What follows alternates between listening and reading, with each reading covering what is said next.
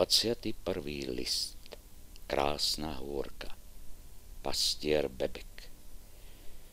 Žil kedysi pastier Bebek so svojou rodinou, ženou a 3 deťmi.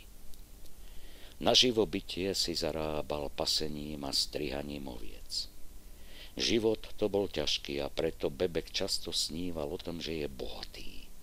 Predstavoval si, ako by pomohol vlastnej rodine, ba aj celej dedine, aby sa im lepšie žilo a aby mali vždy čo do úst vložiť. Jedného letného rána vyháňal Bebek ovečky na pašu a pomaly kráčal za nimi.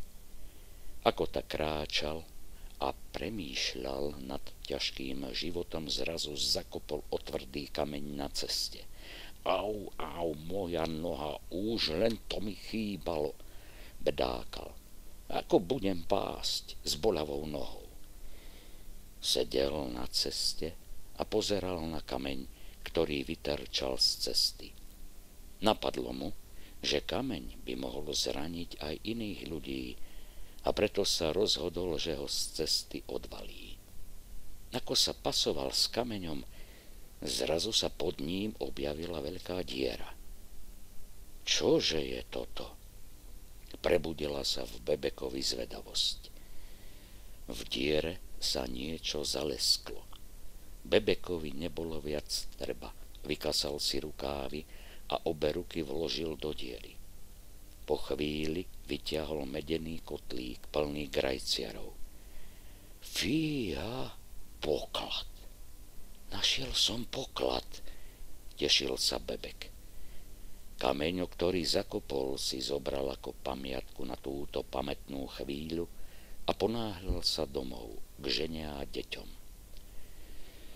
Žena mu poradila, aby kotlík s peniazmi dobre ukryl pred zlodejmi. Ligotavý kameň ju však naľakal. Iste to nie je obyčajný kameň, keď sa tak leskne. Čo keď sú v ňom ukryté nejaké čary?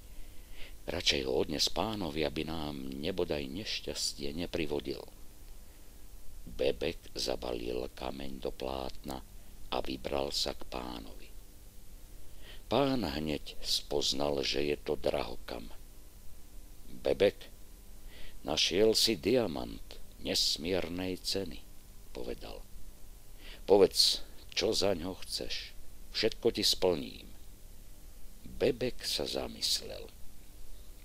Nuž, pane môj, mám rád ovečky, preto by som si chcel postaviť 7 košiarov. Ako si praješ, tak nech sa stane, súhlasil pán. Mám však jednu podmienku. Prvý košiar postavíš na tamtom vysokom vrchu, povedal a ukázal na nedaleký kopec. Bebek sa šťastný vrátil domov k žene a deťom. Zakrátko vyrástol na kopci nový košiar. Ku košiaru postupne pribúdali ďalšie a ďalšie budovy, až tu zrazu stál na vrchu mocný hrad. Pretože stál na takom peknom mieste, dostal meno Krásna hôrka.